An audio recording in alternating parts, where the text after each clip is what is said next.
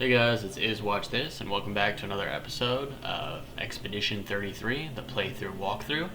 Hopefully you guys are enjoying the walkthrough playthrough so far. You guys are learning some things, finding some different items, and also getting some loot from the enemies that we're fighting. But right now we are just coming out of Flying Waters. We just defeated the main boss of Flying Waters, and this is where we're placed. A couple things that I want to show you guys before we go into the Ancient Sanctuary, which is our next area that we need to go through, just to kind of give you guys an item and then also get you guys some XP, maybe make some boss fights a little bit easier. So as soon as we leave, we're going to try and fight these guys because they drop an item similar to the people or the enemies in Flying Waters. It's just going to be a better weapon for melee. So in Flying Waters, they drop a level 3 sword, and it's the exact same sword, only except it's a level 4. So we can just grab that really quick. From the fight, we're going to take a right and go to the north. We're going to pass this big door right here, which is how we know we're going in the right direction. We're going to continue down the path until you see this dude with the anchor. We're going to go into the yellow trees and then hang a left.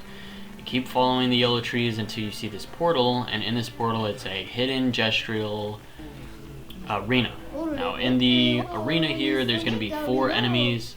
It's basically a solo fight, and you get different amount of XPs for defeating them. Of course, you'll get that 20% for defeating them without taking any damage. So they're going to drop a couple different pictos for you guys that are centered around the solo fights. Last Stand, it's a 100% critical chance of fighting alone. Protecting Last Stand, gain shell if fighting alone. Solo Fighter deals 50% more damage if fighting alone. Everything in here is going to give you a picto, or every fight is going to give you a picto that's centered around solo fight. So I put these fights in here to let you guys know what kind of what kind of attacks they're doing during the fight, and you guys can kind of watch how I parry them or get the timing correct on these, so forth and so forth. You can also look at the XP that's being given, so you guys can kind of, pick which one you guys want to fight around.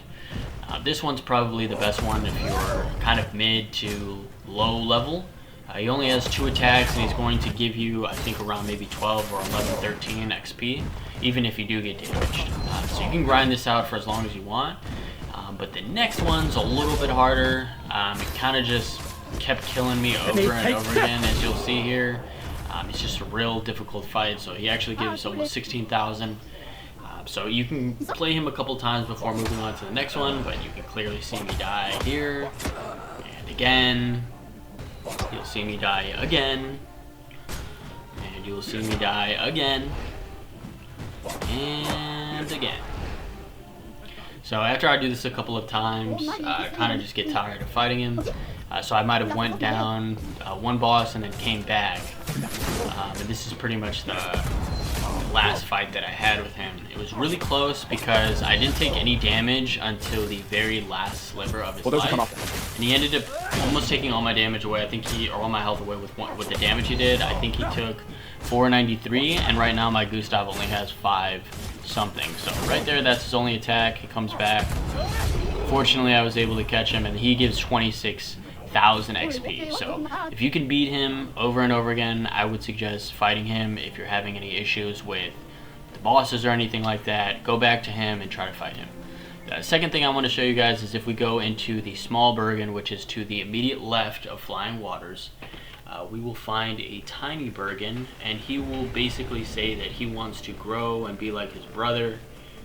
He wants to find some type of mistress. I guess everybody's obsessed with this mistress in this game, but he wants to be like his brother, so you will give him the Bergen skin that you got from the Bergen in Flying Waters, and he will eat it and tell him to leave him alone and come back. So all you have to do is walk out of the portal and then walk back in, and then when you walk back in, he'll be full grown. Talk to him, and then he will give you some Luma. Great. So not that big of a deal, but if you guys want to just get some extra items and a little XP, you guys can do those things before we go into the Sanctuary. So right now you'll see me walk into the Ancient Sanctuary. It is a little bit of a smaller area, but I still wanted to do a playthrough on it because there's some parts in there that can get a little tricky. So once you spawn in, there'll be a flag there, and then you have this Patank. You want to attack him from the left, or you want to walk towards him, from the right. and push him towards the bridge. Once he's on the bridge, he'll come to this little platform, and once he's on the platform, or any of them, once they're on the platform, they can't or they don't run away from you, so they're pretty much just stagnant there. It's easy to get a fight. These are not required to be fought or anything like that, but they do drop some pretty cool items. So I think it's worth, at least attempting to. If you get, frustrated, chasing him around or what have you, you don't have to do it. After we get out of this fight, we're going to take a left and get a Picto, and then we're going to go back to the main area. And as you travel in the main area, there will be a left path and a right path. The left path is going to be another Picto, and the right path is you're going to run into a stranger. I think he has a little bit of a dialogue for you, and then afterwards you'll go ahead and spin around and then continue into the main area of the ancient sanctuary. And then from there will be a little fight for you guys. And then that will be like the little brief introduction of the ancient sanctuary. So right here you'll see us go to the left. We're just going to grab this Picto. Then we'll go back to the main area. We're going to go to the left here again. And down here there's going to be a Picto. Just got to climb through the grapples. And there's the Picto. Climb back up the grapples, and instead of going left, we're going to go right. You can see the little dude there. Talk to him for a little bit, and then continue through the path. Right here, there will be a small cutscene where they think that you're an enemy, and you try to tell them you're not, but unfortunately they don't listen, so you end up fighting. Every single enemy that I think is in here is weak to fire. Makes sense because they're just cloth and wood. So this particular enemy has a shield smash, a little smash with his club, and then a lot of these, or if not all of them, they seem to try and fall on you, and then as they're falling on you, it seems to do some damage. So there's an expedition flag there you can take. The left side right there is the main story, but if we go to the right, we'll run into a crawl space. We're going to take the left side the first route, and we're going to run into this purple field. If we run to the left, we will find a item. It is some Luma, and then we're going to run back to where we started from and run into the hut. In the hut there's going to be a Tint, and then of course we have our favorite enemy in the back here, the Mime. So another Mime, just an optional thing to do, but if we are able to beat them or beat him, then he ends up giving us an outfit for Luna this time. So she gets to dress as a mine after we beat him also. So we are traveling back to where we came from, and we are going to the right side this time. So if we travel through the right, there is a little divot as soon as we come into this small area, and we're going to go in here, and this is going to be some chroma for us, and then we will go ahead and get into this fight, which is basically the dude that we just fought at the main area, and then he has a little helper, which is some type of like electric totem or something. He has one attack. It's just throwing lightning at you. It does have a possibility to stun, which you can see right there. Malay got stunned. Same weaknesses though. Weakness to fire. So Luna will take care of him for us, and then of course Malay has quite a attributes. Fighting quite a lot of skills with attributes to fire. So overall, an easy place to fight, but they're very tanky and they have a lot of damage output as well. And then of course they always do this thing where they fall on top of you.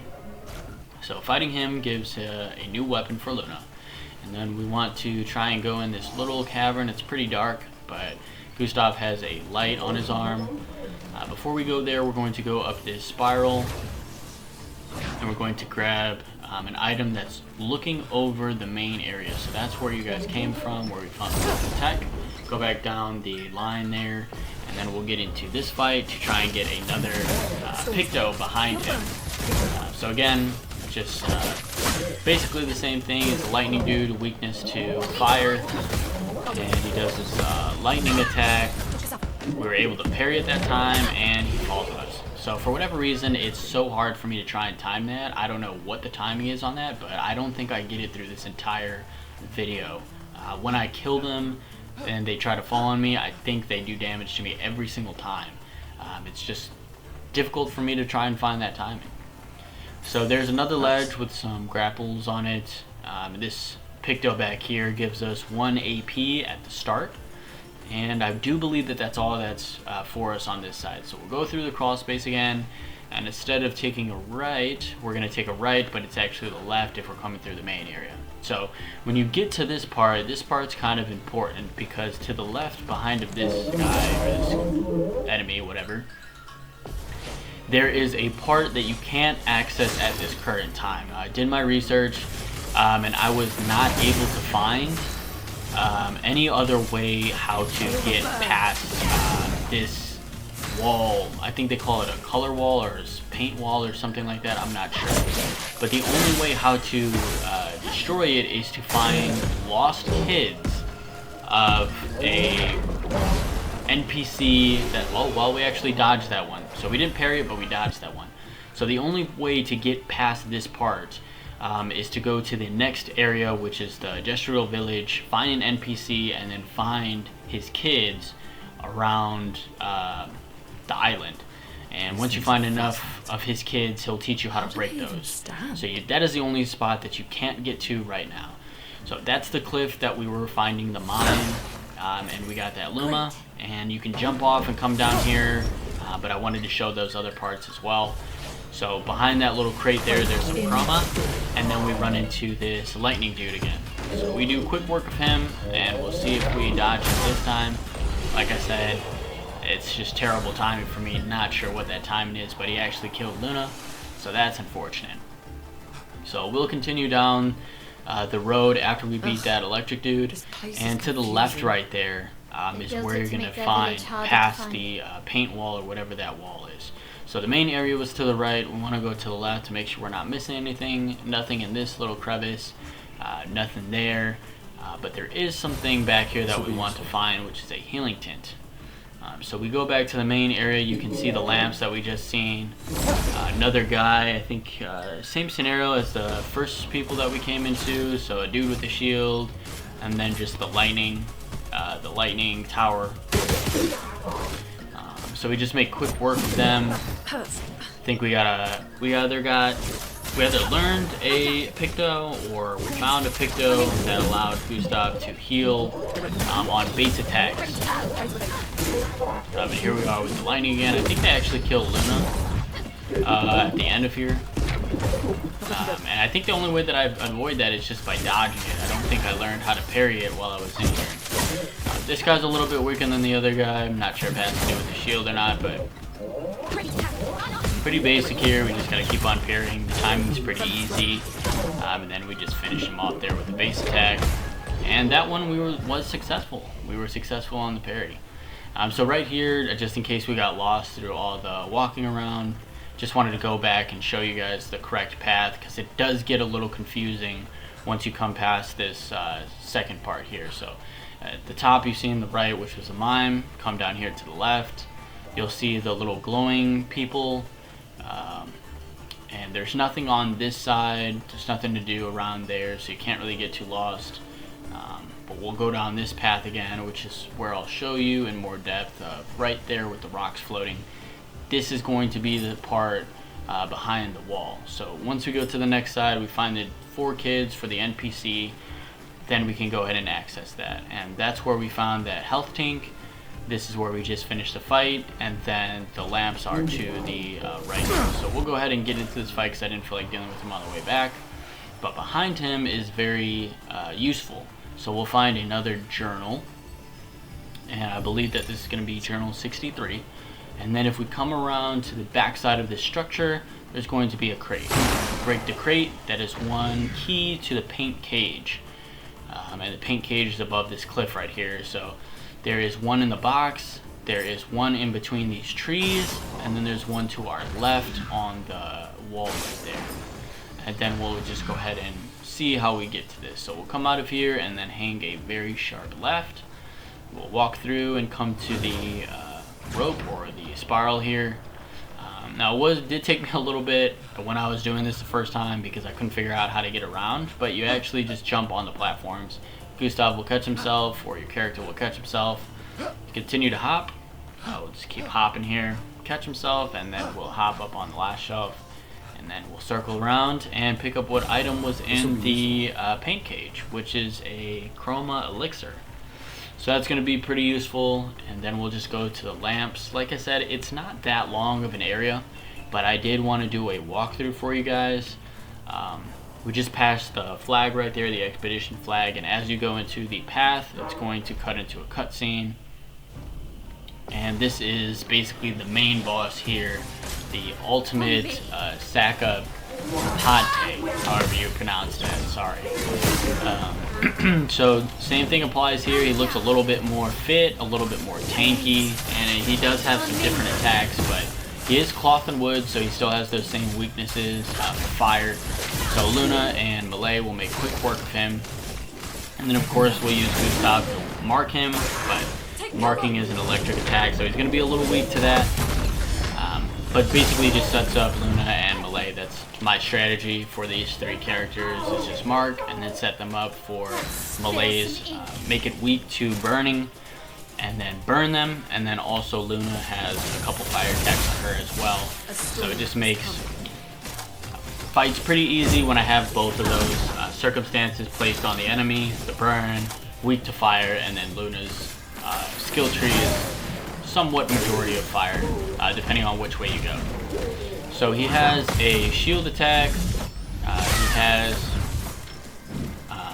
a attack with his club, and then he has this attack that's on top of his shield where he just throws fireballs at you, which is a AoE attack for all of your characters. So you can parry those in succession, and then all three of them will do damage together. And you'll just see right here what I'm talking about. Actually, you won't see because I didn't get the last parry. So Melee will make some quick work of him. She's still, I think, weak to fire, or actually, now he's burned, based on the attack that she did. But you see her stun him, or break him, should I say, and now he's just completely defenseless to all of our attacks. I still want to mark him to make him that much more vulnerable, but instead I seen that we had the shock charge, or I'm sorry, the overcharge available, so that pretty much took care of him. And then we'll just finish him off here. Now after we get out of the fight here, he will give us a Picto, 25% increase towards break damage, and then a polished catalyst. So after we get out of here, we're going to go to the left, which would be the left coming in, and there's some more Illuma, and then we're going to go to the right side, and there'll be an item over here for us, and there's also another crawl space as well. And then as soon as we get out of here, it's going to lead us into a gated area almost, where we pass that gated door at the intro. And we're just gonna walk around the rock that's in the middle, and then we're gonna go to the left, and that's pretty much where we're gonna go to the Gestrial Village. And the Gestrial Village is similar to the Ancient Sanctuary. It's just a smaller area, but there are some items that I would like to show you guys. So as soon as we come out of this crawl space, we're just gonna hang a right, and then we'll come into the portal, and then you guys are pretty much done with the Ancient Sanctuary, other than that last part.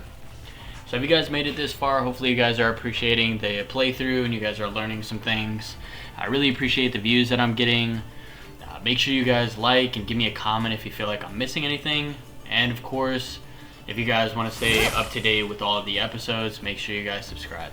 This is Watch This. Thanks so much, guys. We'll see you next time.